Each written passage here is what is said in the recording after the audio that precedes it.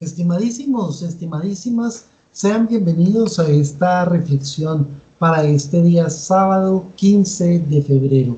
La liturgia nos ofrece unos textos geniales. El primero está tomado del libro del Génesis en el capítulo 3, versículo 9 al 24. Y quiero frente a ello plantear una inquietud. ¿De cuándo acá tenemos la idea absurda de que Dios se esconde del ser humano? ¿De cuándo acá empezamos a pensar y a considerar que Dios nos retira su gracia y se aparta de nosotros por nuestro pecado?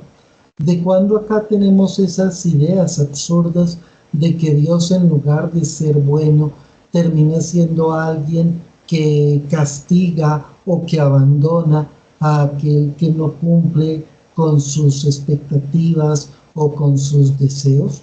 No, Dios no es eso. Miren ustedes en el relato de la creación lo que ocurre. Resulta que el ser humano cae en lo que hablamos del pecado, que ya hablaremos de qué es eso. Y entonces resulta que Dios baja todos los días a caminar por el jardín buscando al ser humano, como siempre, porque Dios no hace más que buscarnos, llamarnos y querer salvarnos y compartir con nosotros y comunicarnos su vida divina y llamarnos realmente a la comunión con Él y a la plenitud. Y es el ser humano el que se esconde. Si Dios retirara su gracia, que no es otra cosa que su presencia en nosotros, si Dios retirara de nosotros su rostro, sencillamente moriríamos y además estaríamos condenados porque no tendríamos la posibilidad entonces de encontrar ningún camino de esperanza.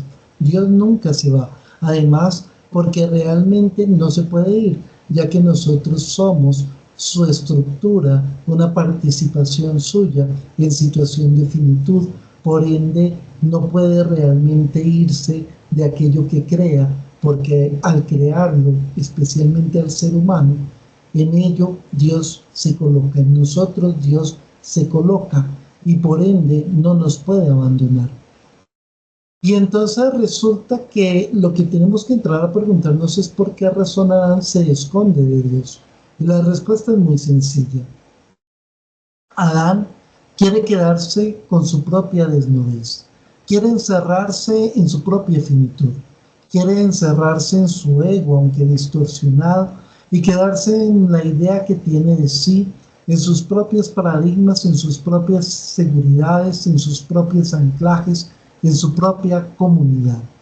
Quiere vivir para sí, quiere quedarse encerrado en sí mismo, no quiere salir de sí, quiere permanecer allí en su propia trinchera, queriendo todo para sí, buscando todo para sí, creyendo que la vida es simplemente para guardarse a sí mismo.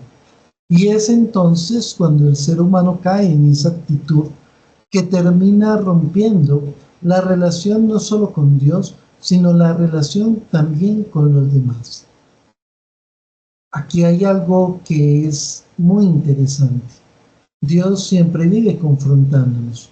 Dios quiere sacarnos de nuestro ego, quiere sacarnos de nuestros anclajes y de nuestras seguridades para llevarnos cada vez a ser mejores, para llevarnos a descubrir caminos de crecimiento, para mostrarnos que estamos hechos para más, para mostrarnos que tenemos más capacidades y que podemos al mismo tiempo comunicar mucha más vida de la que nosotros creemos y consideramos. Estamos llamados entonces a ser mejores y a ser para los demás, pero para eso tenemos que salir de nuestras propias seguridades y de nosotros mismos. ¿Qué es el pecado entonces? El pecado no es otra cosa que el ser humano encerrado en su ego distorsionado, no queriendo salir de sí y queriendo vivir solo para sí, y que todo lo que le rodea sea una herramienta o un objeto para incorporar a esa construcción de su propia seguridad. Ya Thomas Hobbes en la filosofía lo había hablado de una manera tremenda cuando habla del estado de naturaleza del ser humano y dice que hay tres pasiones que nos caracterizan. El ser humano por naturaleza es competitivo, queremos pasar por encima de los demás. El ser humano por naturaleza busca reconocimiento y al mismo tiempo el ser humano por naturaleza es desconfiado, tratando de defenderse y de asegurarse y de eliminar todo aquello que pueda surgir como una amenaza para nuestra propia sobrevivencia o supervivencia. En los animales lo llamamos instinto de conservación, la filosofía lo llamó ley natural y la espiritualidad y la religión lo llaman pecado, pero no es otra cosa que eso, el ser humano anclado a su propia finitud, encerrado en su propia finitud, sin capacidad de crecimiento y sin capacidad de trascendencia. Bueno, y resulta que este pecado tiene una consecuencia, nos lleva a romper las relaciones. Ya no queremos encontrarnos con Dios, ya no queremos que nos desacomode, ya no queremos que nos lleve a la plenitud, ya no queremos que nos siga moviendo, porque nosotros queremos quedarnos estáticos. Y al mismo tiempo rompemos las relaciones con los demás, a quienes ya no vemos como un don de Dios, sino que vemos como un obstáculo o como un peligro o como alguien que nos confronte y que por ende nos saca de nuestra zona de confort y que por ende no queremos tener tan cerca. Miren ustedes, esa que hace unos días, llamémoslo así, Adán había dicho, esta sí es carne de mi carne, esta sí es hueso de mis huesos, esta sí es mi ayuda oportuna. Ahora viene y le dice a Dios, esa que me diste fue la que me hizo caer. Eso me recuerda mucho al texto del Padre Misericordioso en Lucas, cuando regresa el hermano pródigo y está el hermano juicioso, llamémoslo así, que está en la casa pero que nunca tampoco se ha sentido hijo, y cuando le hace el reclamo al papá, ¿cómo es posible que ese hijo tuyo que fue y malgastó la herencia? Y el padre viene y le recuerda, no, espera, es tu hermano, alégrate porque tu hermano estaba perdido y lo hemos encontrado.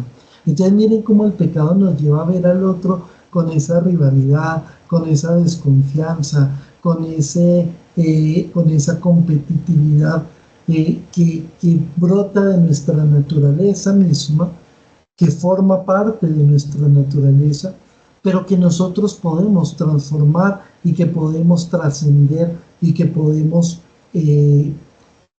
gestionar para que no detenga nuestra bondad, para que no detenga nuestro camino de plenitud, para que no detenga la capacidad que tenemos de construir relaciones profundas y en ellas hacer de la historia una historia de bondad, de amor, de fraternidad, de generosidad, de solidaridad, de bondad, de amor.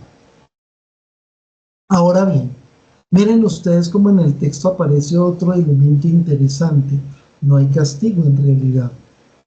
La serpiente se arrastrará, que antes volaba, es propio de la naturaleza al reptar, ¿sí?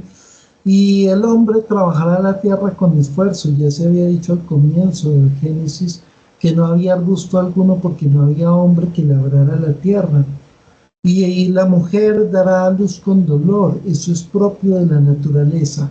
El ser humano lee como castigo divino cosas que realmente no lo son y forman parte de la naturaleza humana. Dios no castiga, Dios simplemente salva.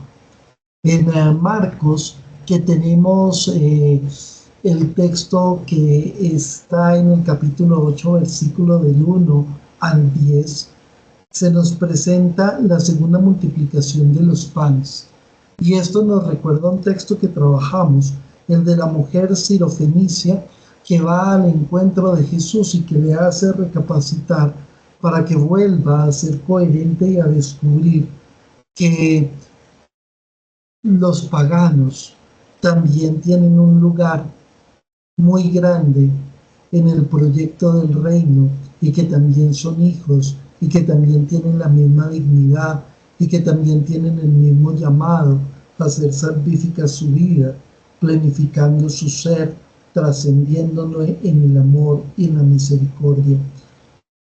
Y es por eso que ese banquete que había estado en el otro lado del lago con los 12 como un símbolo del nuevo Israel, ahora vuelve a darse al lado pagano para demostrar también que ese mismo banquete y que ese mismo mensaje y que esa misma experiencia se abre a toda la humanidad. No se les olvide suscribirse al canal, darle like a los videos, visitarnos en teopraxis.com si ustedes valoran este esfuerzo que estamos haciendo de brindarles un contenido de calidad, porque realmente tengo mi equipo que me colabora mucho con todo el tema de la edición de los videos y demás. No se les olvide, por favor, apoyarnos. ¿Listo? No lo hacemos con fines económicos, pero detrás de esto hay un esfuerzo también gigantesco que años de estudio, de preparación, tiempo de grabación, tiempo de edición. Entonces, si lo valoran y quieren apoyarnos, no se les olvide visitar teopraxis.com. Bueno, que Dios los siga bendiciendo. Muchas gracias.